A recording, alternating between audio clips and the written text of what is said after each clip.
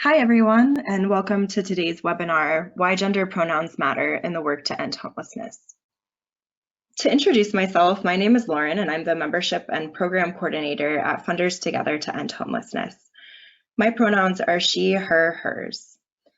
I'm excited to introduce Michelle Blasso from True Colors United. Michelle, would you like to tell us your pronouns?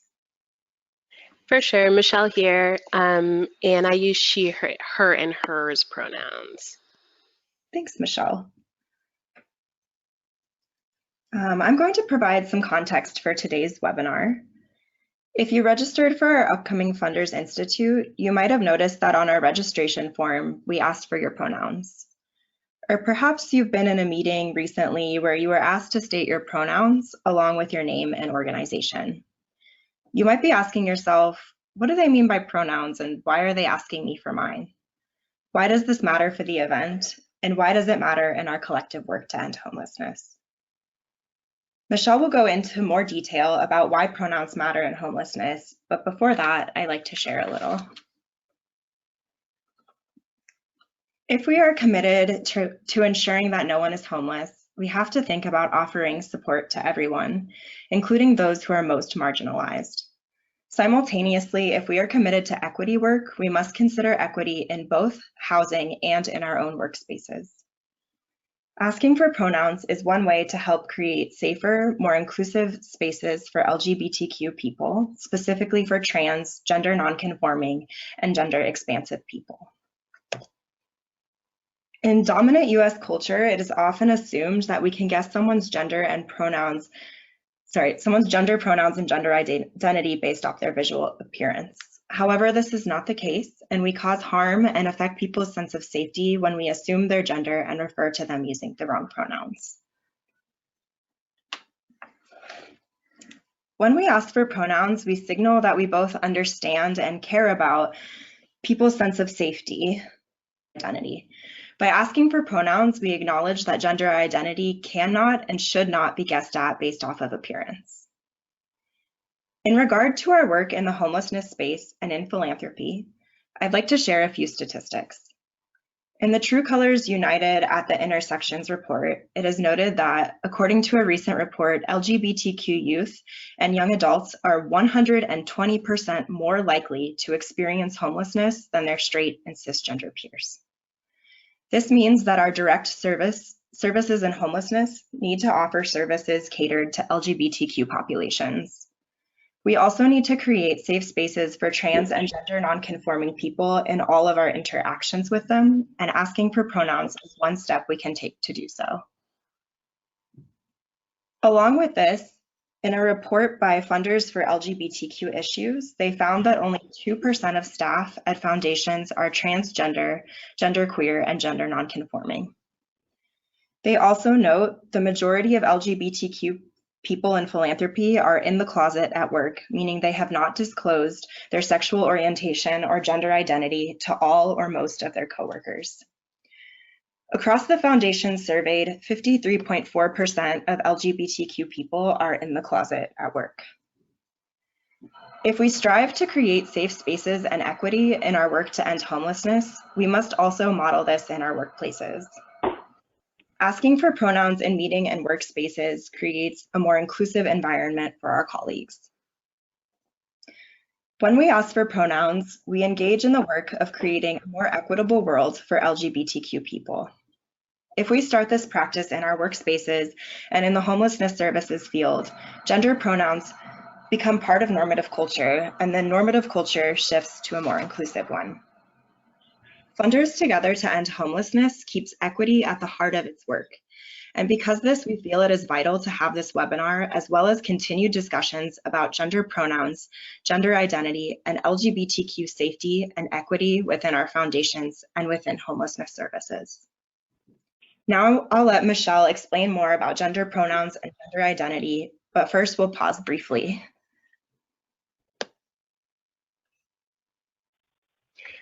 Hey everyone, it's Michelle from True Colors United. Thank you so much, Lauren, for that intro.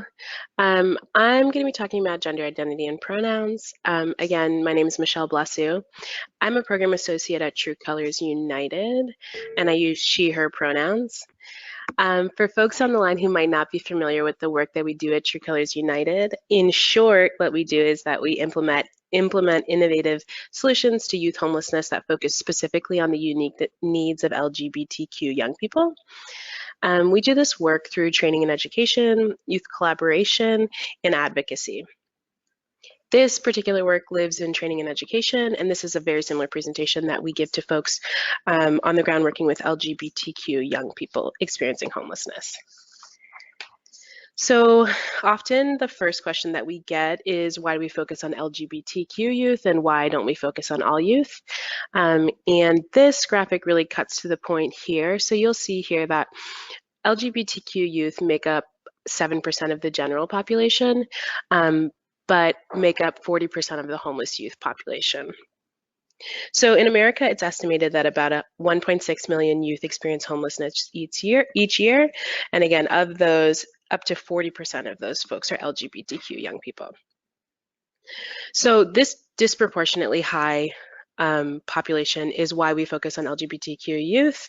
And the way we see it is that once systems and organizations are set up to meet the needs of LGBTQ young people, we're better able to serve all young people. You know, after all, LGBTQ youth are part of all youth. So what are those needs? What are the needs of LGBTQ young people experiencing homelessness? So here you'll see that we did a survey in 2015 to assess the needs of LGBTQ young people experiencing homelessness. And this graph that you're looking at right now, you'll see it says LGBTQ, and the letter that's missing there is T. That T for transgender is actually separated out into the next slide. So here we're talking about cis queer youth and their needs. So the number one need there is housing. Makes sense. And then the second one, there's acceptance and emotional support, followed by employment, and followed by healthcare, and then finally a bucket there for education. These needs are specific to their identities and also similar to their non-LGBTQ peers, and we just want to keep this in mind as we talk about pronouns and the way that normalizing the use of asking for pronouns helps meet these needs. So here is the unique needs of transgender youth. It's very similar to their cis peers. 27% accounts for housing, and then 18% accounts for transitional support. I'll go into that in a second, followed by employment, healthcare, and education.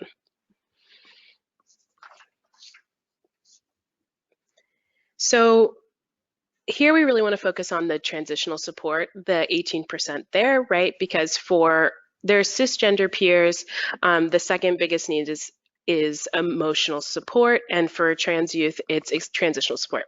So what is transitional support? It can look like access to legal support, name gender marker change, access to personal care items, access to healthcare specific to trans youth, access to hormones, and emotional support. And Lauren started touching on this before, but I think really where this work falls in is in that aspect of emotional support through transitional support. You know, as funders and as folks who are working in homelessness, we have like the opportunity, but also the duty to provide that emotional support by not misgendering folks and not assuming people's genders and asking for folks' pronouns, because that's a real opportunity we have to validate and affirm trans youth, right? And support them through their transitions. So before we go any further, I thought it might be useful for us to do a bit of definitions. I realize like I threw a lot of letters and words at you, but just to go over gender identity. What is it? So gender identity refers to a person's innate identification as a man, a woman, neither, both, or some other gender. Cisgender. Cisgender refers to someone whose gender identity aligns with the sex that they were assigned at birth.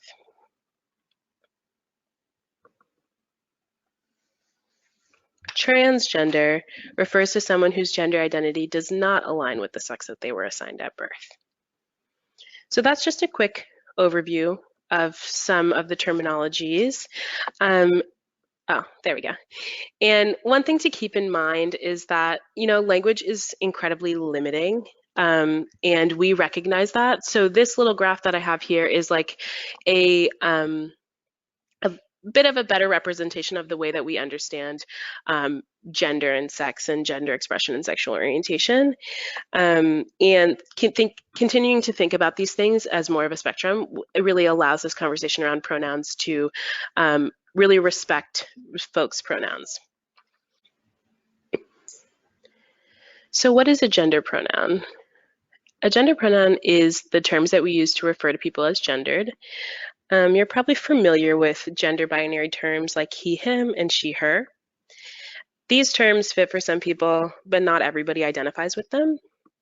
You might come across unfamiliar pronouns like they, them pronouns and sie, hier pronouns.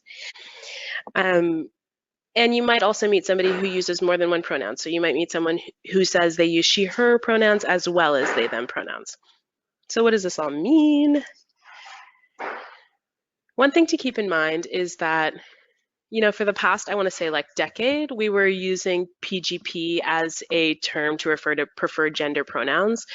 It was asking the same question as like when you walk into a meeting and people say, can you give your name, pronouns, and whatever else. Often they said, can you give your name and your PGP? So that PGP stood for preferred gender pronoun. And it's just worth noting here that we've like sort of moved away from preferred gender pronoun and are referring to it just as gender pronoun because we recognize that it's really not a matter of preference for folks when it comes to their pronouns. It's really a matter of like safety. And so nowadays you'll hear people just ask for your pronouns or your gender pronouns. So there's a lot of gender pronouns. Young people are creating their own words as they explore their identities every day. And one thing to keep in mind is that nobody is asking you to memorize all of the pronouns. I'm not even sure that would be possible. We will continue to explore language and pronouns over time, but for now, the important thing to remember is if you don't know somebody's pronouns, you gotta ask. And you might be wondering how to do that. Lauren and I are gonna do a little role modeling around that at the end of this presentation, so hang tight. So what's the big deal? Why are pronouns important? So small words like pronouns can have a really big impact. They have the power to make someone feel like they're part of something, but they also really have the power to isolate. And lucky for us, we have the power to choose what words we use. And again, like provide that emotional support that trans youth experiencing homelessness are looking for and normalize the culture, like Lauren was saying earlier, around asking for pronouns so that it's not such an isolating experience for folks. So how do you decide what pronouns to use? So like looking at this picture here, we've got this person in a dress, all dolled up. When we decide what pronouns to use for someone, we make a lot of assumption about that person's gender through the use of language. If you see someone who looks like this in a dress, you're most likely going to use she, her, hers pronouns for them. But like, is there any way to actually know that that's the right pronouns to use for someone? This is like really where we fall into the trap of sometimes unconsciously oppressing others because we misuse language, right? And again, like we have the power in these situations to choose what language we use. And you end up sometimes getting stumped, like, what happens when you see someone who looks like this? How do you decide what pronouns to use for them? As we think about this, it's important to remember that for youth experiencing homelessness, they might not have access to the resources they need to present themselves physically in a way that aligns with their gender identity, right? So, that could look like access to wigs, binders, makeup, nail polish, anything, right? Those are all resources that are not a top priority for a lot of places housing young people experiencing homelessness, right? So we need to keep this in mind as we think about how we gender people. One way also to avoid misgendering someone when you don't know their pronouns is using they, them pronouns.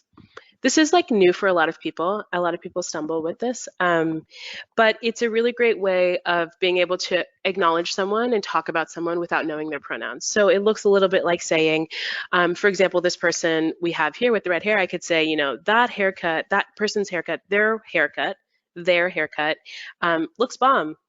Or we could say, they gave me a really great vibe when I met them, right? So that's a really great way of when you're in those situations where you're just like, I haven't had the chance, I don't know this person, I haven't had the chance yet to ask them what their pronouns are. Then pronouns can really help there. But really the easiest thing to do and the best way to respect someone and use your power, use language correctly is to just ask. I got to say that when you start asking people what their pronouns are, it can seem a bit awkward. It can be a bit weird. It takes a lot of practice for it to feel normal. And I think also it takes a lot of people committed to it to normalize the practice, right? And the key there to it feeling normal is like any other skill we have, it is to practice, practice, practice. And so Lauren and I are going to do a bit of modeling as to what it looks like to ask someone about their pronouns. Okay, so let's say I'm at a meeting, and many of you have probably had the opportunities to do this so far, but say I'm at a meeting and we're going around the room and we're doing names and pronouns. Or alternatively, I've just met Lauren and I'm just doing a quick introduction. I would say to Lauren, hi Lauren, my name's Michelle and I use she, her pronouns. What about you? Michelle, my name's Lauren and I use she, her pronouns as well. And there it is. So that's the easiest way. That's you've gotten that out of the way. You know how to correctly gender this person. And you can continue to have a great conversation. One of the situations that I feel like I get myself into more often is, it can be awkward to start a conversation straight to pronouns. So what about when I'm midway through a conversation, say Lauren and I are midway through a conversation and I want to know Lauren's pronouns. So I might say something like, oh, Lauren, I realize I never asked you what your pronouns are. What are they? My pronouns are she, her, hers. Thank you for asking. And it's as simple as that. And she might ask me back what my pronouns are, and then that is all cleared up. And then another situation that might happen, I'll let Lauren take the lead on this one, is that you make an assumption about someone's gender that isn't correct. And the question is what do you do? What do you do when that happens? So for this one, we're gonna be in a scenario in which we're in a meeting space and Michelle is a speaker and I'm introducing her. Hello, everyone, and welcome to this meeting. I'd like to introduce Michelle, whose pronouns are he, him, his. Oh, I'm sorry. Michelle uses she, her pronouns. What pronouns do the rest of you use? And there we had a little 3-point combination, right? So Lauren realized that she used the wrong pronouns for me. Oh, sorry.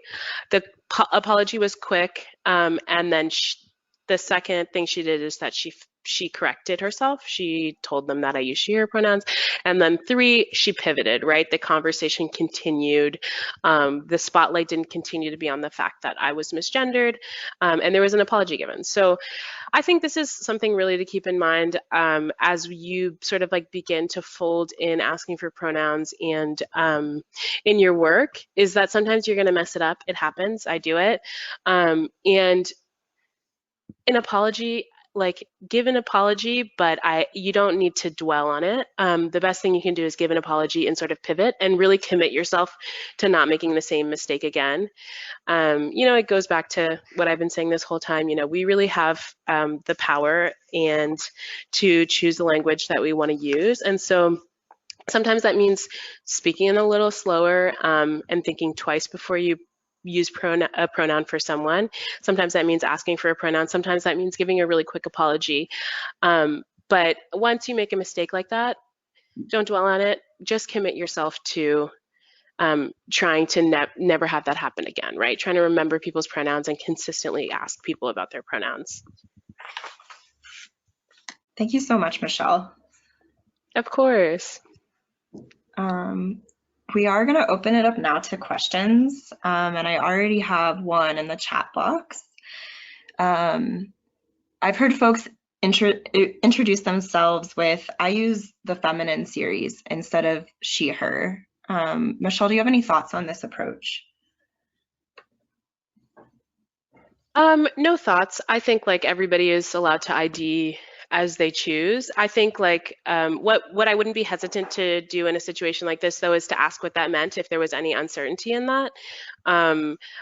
Yeah, I think like, you know, in general, I think the format really follows like what is the actual pronoun because that's the question at hand. But if you didn't understand, I think like a question would be really a follow-up question would be really warranted in that regard. Thank you. And we do have another question. Should you use personal pronouns as a phrase or just pronouns? I'm not sure if you have any thoughts on this, Lauren, but I think it's clear either way what you're referring to. You know, after all, like that definition of what pronouns are is just like the way that you want to be referred to. So personal pronouns, I mean, the point gets across for me. I think that if I was like making up an intake form or something like that, I would probably veer towards sort of like the general mainstream language of gender pronoun, so folks are certain what you're talking about. But if you ever said, you know, my personal pronouns are she, her, and hers, I don't think anybody would bat an eye. Yeah, I think I agree with you on that one. While I'm waiting for more folks to type in their questions, I did have a few questions myself. Michelle, is it okay for someone not to share their pronouns? Totally. Yeah. It's important to keep in mind that, you know, we live in a really cis dominant world. And so sometimes it can be stressful and dangerous to reveal your pronouns. So those go-arounds can be really stressful for trans youth. And that's something to keep in mind as you sort of integrate that into your practice. But somebody might decide not to disclose.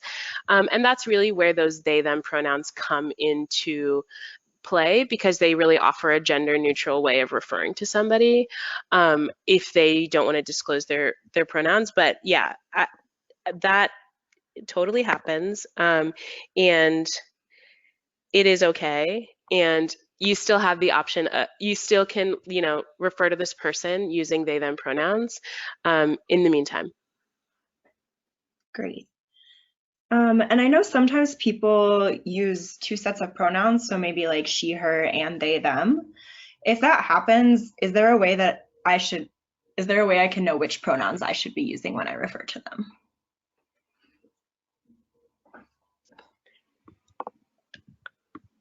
Yeah, I think, you know, if somebody tells you that they use, you know, two sets of pronouns, I think that gives you the knowledge that you can use both of those sets of pronouns to refer to them.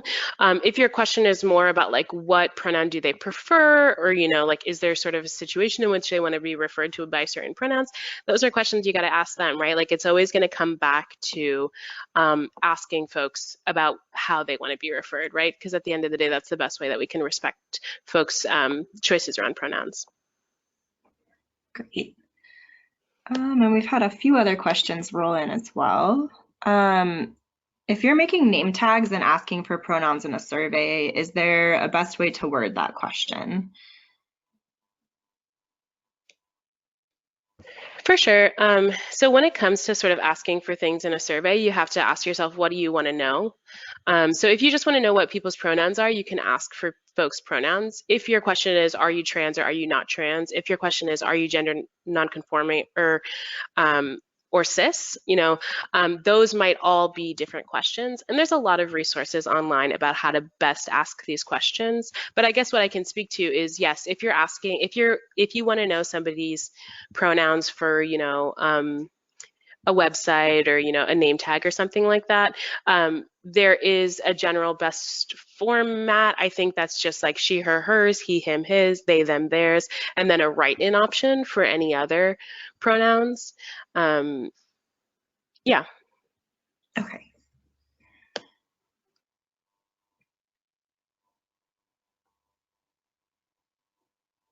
And can you share a bit about how to start integrating this into meetings and events without doing an entire program on LGBTQ issues? While it is normalized in some spaces, many of this person's members may have never heard or had to share their pronouns before. Yeah, for sure. I think that first time, like you do a company-wide meeting and ask for pronouns can be just kind of weird. Nobody really knows what's going on. And as I think the best thing to do is be prepared for the question of like, why are we asking this and what does this mean? And I hope this webinar has like shed some light on what the answer to that question is. I think also like small steps that folks are taking is like putting their pronouns into their email signatures, putting pronouns on like conference badges, just so that people are sort of like familiar in the conversation about what those are. But I think like ultimately when it comes to introducing that at like an organizational level, you are going to have to be a little bit prepared as to why you're asking that question. And yeah, I'm trying to think. I think there's probably a few more ways that you can integrate asking for pronouns um, in sort of a group setting, but I would have to think on it.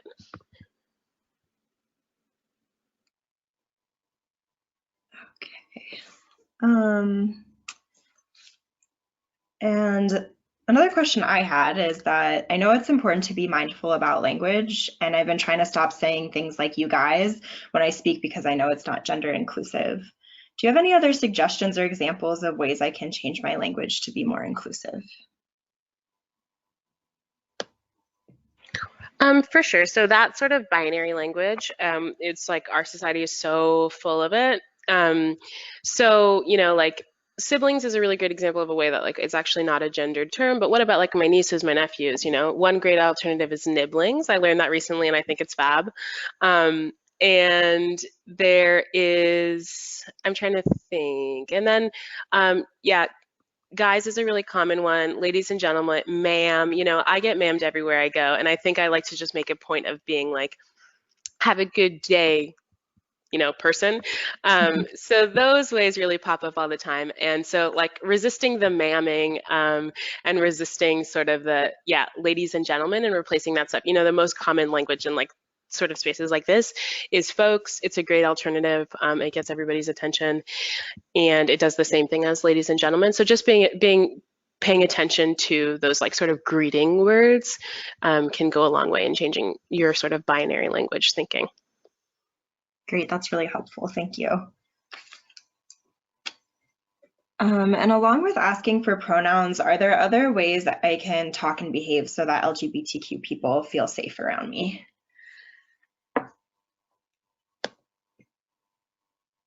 I mean, I think off the top of my head, it's like, being aware of the ways in which this world is hard for trans and gender nonconforming folks is like the best way for folks to know that you validate their existence and you know that their life is, hard. They're up against a lot of barriers, like in this conversation around the equal access rule, I think we have a lot of responsibility to pay really close attention to the implications of this. So, talking a big talk is important, but also just staying informed on what the sort of state of the world is for trans folks can go a really long way. And then like there's of course like organizational level stuff that can go a long way, advocating for an all gender washroom can go a long way, like reading the fine print of your inclusion policies to see if it outlines protections for trans folks and gender nonconforming folks can go a long way. That's some stuff I can think of off the top of my head, but using language that shows that like it's not your first rodeo, using they them pronouns can really make people feel safe. Yeah. Great. Can you share when we need to include pronouns in our communications? Does it need to be on every report, flyer, email, etc.? I think personally, like the more places it is, the better job it does normalizing the practice. So yeah, I would say anywhere you can put it, every time you put your name, put your pronouns. Yeah. Oh, this is a good one. Do you suggest taking Mr. and Mrs. out of forms? I think I would, I don't know. I think, there are people who want to be called Mrs. and Misters, and so I want to respect that. I think adding other options is probably the best way to go, or adding a fill-in option is a really good way to go. The sort of gender-neutral version of Mrs. and Mr. and Mrs. is mix, which is MX dot. So adding that option or adding a write-in, fill-in option is a way to go, because yeah, I mean, people still want to be Mr. and Mrs., and that's like, not compromising for folks. But I think adding more options to recognize that folks live, somewhere in between that or outside that will go a long way. Great. And can you explain again what binary and non-binary mean? For sure. So binary, there's two options. So one option being man and one option being woman, right? So one option being he, him pronouns for a man, and the other option being she, her pronouns for a woman. And non-binary folks live, again, like somewhere in between those two or outside of those two, and they might use pronouns that are outside of those two binary options. So the they, them pronoun, is kind of a enveloping of both of those pronouns into one, right? So non-binary folks don't necessarily identify with one of the two sort of sexes, if you will. Great. And I'm just going to add a little bit about the singular they, them pronouns. Sometimes folks feel like they, them is a plural only pronoun. However, they has actually been used as a singular pronoun since the late 1300s. And thus can still be used in that way. You can actually, there's a lot of really interesting history about it if you feel like researching that. Yeah, and I'll just add that now that you've had the chance to go through this webinar, I encourage folks to to actually try to observe the ways that they pronouns shows up in their language already. We use they pronouns all the time to refer to one person. It's just cushioned in different ways in a sentence. So now that you're aware of it, just pay a bit of attention to the way that we actually already use a singular they in our language. Great. Anything else, Michelle, before we wrap it up? That's all I got. Great. Thank you so much. And thank you.